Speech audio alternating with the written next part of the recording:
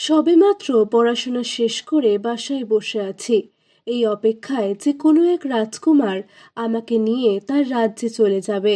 অবশ্য এসব শুধু গল্পতেই মানায়। তা আমার বিয়ের দ্বারাই প্রমাণিত হলো, কারণ আমার বাবা মা বিয়ের জন্য এক বুড়ো দামড়া খুঁজে এনে দিল। আমার পোড়া কপাল, ভেবেছিলাম রাজপুত্রের কথা, আর এখন তো দেখি দরবেশ বাবা। যাই হোক, সময় মতো আমার হবু বর আমাকে দেখতে এলো তার কিছু বন্ধু এবং তার বোনের ছেলেকে নিয়ে। বন্ধুরা যদি সম্ভব হতো তাহলে তার বোনের ছেলের সাথে আমি বিয়ে করে ফেলতাম, তবে তা সম্ভব নয়, কারণ সে তো আমার বয়সে ছোট। কেন একথা বললাম তা জানতে হলে তোমাদের পুরো গল্পটি মনোযোগ দিয়ে শুনতে হবে। চলো বন্ধুরা, তবে শুরু করি। তার আগে আমার চ্যানেলটি সাবস্ক্রাইব করে বেল আইকনটি বাজিয়ে দাও। আমার স্বামী চঞ্চল, তার বিরাট এক আড়ত আছে। কম করে হলেও 20 থেকে 25 জন তার আন্ডারে কাজ করে। কোনো রকম টাকা পয়সার অভাব নেই তার। আর হয়তো এটাই মূল কারণ তার সাথে আমার বিয়ের। অবশ্য এতটাও বুড়ো, তবে আমার মাঠে একটু কাঁচা। সময় পার হলে যা হয় আর কি। বন্ধুরা, যাই হোক, দুম করে বিয়েটা হয়ে গেল। বিয়ের পর ভারতের এমন কোনো জায়গা ছিল না যে আমরা ঘুরিনি। টাকার অভাব না থাকায় এসব নিয়ে কোনো সমস্যায় পড়তে হয়নি। যাই হোক, ঘোরাঘুরি শেষ করে অবশেষে আমরা বাসায় ফিরলাম। নতুন বাসা আমার উদ্দেশ্য করে কেনা হয়েছে, তাও আবার শহরের প্রাণকেন্দ্রে। এখান থেকে সব কিছুই কাছে, যে কোনো সময় ইচ্ছা করলে যে কোনো জায়গায় যাওয়া যায়। আমার স্বামীরা মাত্র 2 ভাই বোন। সে এবং তার একটা বোন আছে। তার ছোট বোনকে সে ভীষণ বেশি ভালোবাসে, আর তার থেকে বেশি ভালোবাসে তার বোনের ছেলেকে। ওই যে বলেছিলাম আমার বিয়েতে এসেছিল যে, বোনের ছেলে আমার বরের চোখের মণি। উঠতে বসতে যেখানে পারে তাকে নিয়ে ঘুরে বেড়ায়। শুধুমাত্র আমাদের হানিমুনের ট্রিপে বাদ পড়ল সে। তবুও তার যদি সাধ্য থাকতো তাকেও নিয়ে যেত। সে এবার উচ্চ মাধ্যমিক পাশ করেছে, ভালো কলেজে পড়বে। তাই তার মামা অর্থাৎ আমার স্বামী তাকে ফোন দিয়ে বলল যে সে যেন সব কিছু গুছিয়ে আমাদের বাসায় চলে আসে। আমাদের বাসায় আমি এবং আমার স্বামী ছাড়া আর কেউ থাকে না। কাছের মানুষদের কথা বাদ দিলাম, প্রায় 4 থেকে 10 জন কাজ করত আমাদের বাসায়। তার ভেতর 5 জন ছিল মেয়ে। যাই হোক, এখন পর্যন্ত রাতের খেলা বাদে কোনো কিছুই কমতি মনে করিনি সংসারে। ইতিমধ্যে আমার ননদের ছেলে আমাদের বাসায় চলে আসলো। এসে মামি মামি বলে আমাকে জড়িয়ে ধরল। হ্যাঁ বন্ধুরা, এটাই সে ভাগ্নে যার সাথে বিয়ের পর আমার একটা সুন্দর সম্পর্ক হয়েছে। আমি বললাম, আসো আসো, তোমার জন্যই অপেক্ষা করছিলাম আমি। আমার কাজের মানুষদের তার সবকিছু তার রুমে নিয়ে রাখতে বললাম। আমি বললাম, চলো সুমন, রুমে আসো, এসে ফ্রেশ হয়ে নাও, তারপরে গল্প করব। সে বলল, ঠিক আছে মামি, চলো। এই বলে আমি তাকে আমার রুমে নিয়ে গেলাম। বললাম, যাও, তুমি ফ্রেশ হয়ে নাও। সে গোসল করে বের হলো। আমি তাকে নিজের হাতে খাইয়ে দিলাম।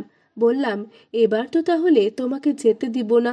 সুমন বলল, আমি তো যাওয়ার জন্য আসিনি, আমি অনেক দিন এখানেই থাকবো। এবার পড়াশোনাটা আগে শেষ করতে হবে এখানে থেকে। এর ভিতর সে তার মামার খোঁজ করতে লাগলো। সেও তার মামা অনেক বেশি ভালোবাসে, আর আমাকে অনেক সম্মান করে।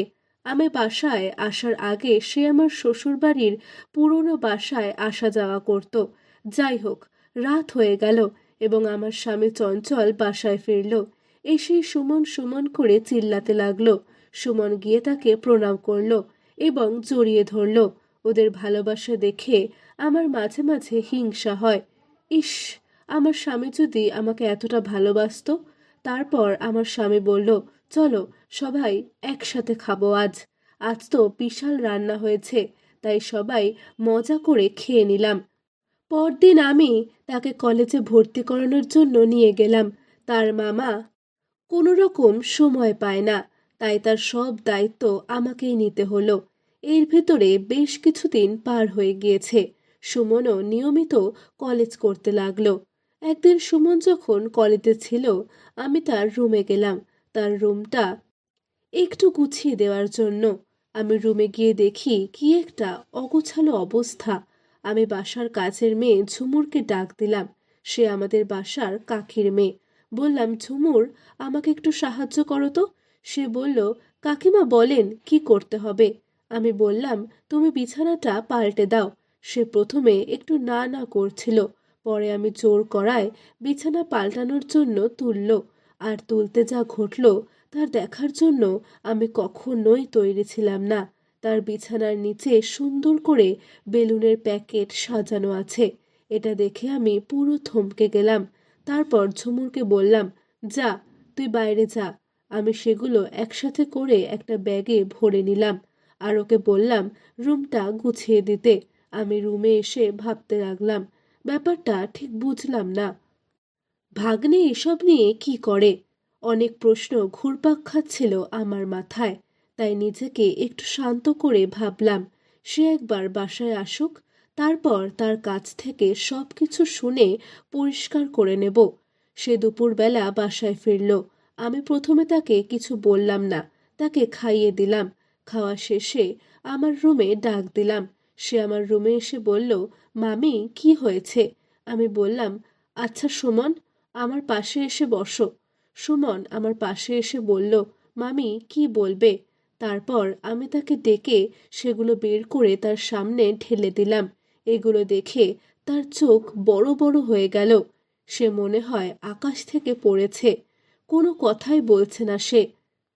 আমি বললাম, দেখ সুমন, এখন যা ঘটবে সব তোমার আর আমার ভেতর থাকবে। তুমি এসব নিয়ে কোনো চিন্তা করবে না। যা সত্যি তাই বলবে। তোমার মামা এসব কিছুই জানতে পারবে না। তুমি শুধু আমাকে বলো, এতগুলো জিনিস তুমি কি কাজে করো?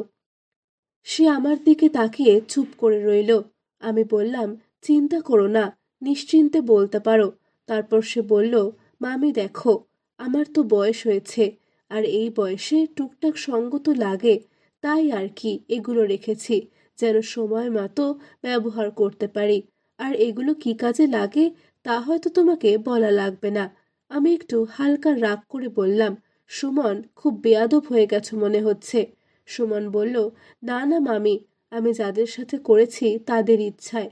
আমি বললাম, তাহলে দেরি কেন? তাদের নাম খান একটু বলে দাও শুনি। সে কোনোভাবেই তাদের নাম বলল না। আমি বললাম, তুমি কি আমাকে বাধ্য করছো তোমার মামার সাথে এসব বিষয়ে কথা বলার জন্য? সে আর কিছু না ভেবে বলে দিল, ঝুমুরের নাম। আমি তো শুনে অবাক। আমি বললাম, কি বলো সুমন, তুমি সত্যি ওর সাথে করেছো? সে বলল, শুধু ও নয়, তার মার সাথেও করেছি। আমি এই কথা শুনে আমি আর দাঁড়িয়ে থাকতে পারলাম না। ধপ করে বসে পড়লাম। বাপরে, কি সাংঘাতিক ব্যাপার! মনে মনে ভাবতে লাগলাম আমি। বললাম, আচ্ছা, তুমি এখন তাহলে রুমে যাও, তোমার সাথে এ বিষয়ে পরে কথা হবে। সে একটু চিন্তায় পড়ে গেল। আমি ভাবলাম, এটাই হয়তো সুযোগ তাকে দিয়ে খেলিয়ে নেওয়ার জন্য। মাথায় খুব শয়তানি একটা বুদ্ধি চাপল। তাকে ব্ল্যাকমেল করে আমার জ্বালা মেটানো যাবে। তার কাছে চলে গেলাম। তার রুমে যেয়ে বললাম, এই নাও সুমন, তোমার জিনিসগুলো। তবে একটা শর্ত আছে। আমি যেখানে আর যখন এটা ব্যবহার করতে বলবো শুধুমাত্র তখন ব্যবহার করবে। সে মাথা নাড়িয়ে সম্মতি জানালো আর প্রশ্ন করল, মামি, তাহলে তুমি বলো, এটা কখন ও কার জন্য ব্যবহার করব? আমি বললাম, আগামীকাল সকালে। সুমন বলল, কার সাথে? আমি বললাম, সে তুমি তখনই জানতে পারবে। এই বলে আমি আমার রুমে চলে আসলাম। রাতটা অনেক কষ্টে কাটালাম, কারণ সকালে যে নতুন এক অভিজ্ঞতার শিকার হব এটা ভেবে রাতে কোনো রকম ঘুম এসেছে অনেক রাতে। বন্ধুরা, আজ এই পর্যন্তই। পরবর্তী পর্বে কি ঘটেছিল তা জানতে হলে সাবস্ক্রাইব করে রাখো। শীঘ্রই তা আপলোড করা হবে। Tata, bye bye.